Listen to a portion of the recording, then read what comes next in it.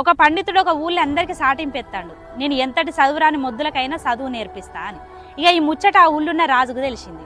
ఆ రాజు వ్యక్తిని పిలిపించి, ఏందయ్యా నువ్వు ఎంతటి చదువురాని మొద్దులకైనా చదువు నేర్పిస్తావట, నిజమేనా అని అడిగాడు. అప్పుడు ఈ వ్యక్తి ఏమన్నాడంటే, నిజమే రాజా, నాకు వరహాలు ఇస్తుండాలనే కానీ నేను గాడిద చేత కూడా వేదం నేర్పిస్తా అన్నాడట. అప్పుడు ఆ రాజు ఏమన్నాడంటే, మా కొట్టంలో ఒక గాడిద ఉన్నది, దానికి వేదం నేర్పియాలి, ఎంత తీసుకుంటావు అని అడిగాడు. అప్పుడు ఈ వ్యక్తి ఏమన్నాడంటే, నాకు ఒక 10 సంవత్సరాల కాలం ఇయ్యిర్రి, 10,000 వరహాలు ఇయ్యిర్రి, నేను వేదం నేర్పిస్తా అన్నాడు. అప్పుడు ఆ రాజు ఏమన్నాడంటే, సరే నీకు 10,000 వరహాలు ఇస్తా, కానీ నువ్వు ఈ 10 సంవత్సరాలలో కనుక వేదం నేర్పియకపోతే నీ తల తీసేస్తా అన్నాడు. ఈ వ్యక్తి సరే అన్నాడు. ఇక అటెడ్ పోయినాక ఒక వ్యక్తి వచ్చి, ఏందయ్యా జీవిత కాలం పట్టినా కూడా గాడిద చేత వేదం నేర్పించలేవు, నువ్వు ఎట్లా మాట ఇచ్చినావని అన్నాడు. అప్పుడు ఈ వ్యక్తి అన్నాడంటే, ఈ 10 సంవత్సరాలలో నేనే పోవాలని ఏమున్నది, రాజే పోవచ్చు గాడిదే పోవచ్చు అన్నాడట. అందుకోసమే మనం ఒక్కొక్కసారి తెలివిగల వాళ్ళం అని అనుకుంటాం, కానీ మనకంటే తెలివిగా వ్యవహరించే వాళ్ళు చాలా మంది ఉంటారు. కొంచెం చూసి మెదులు.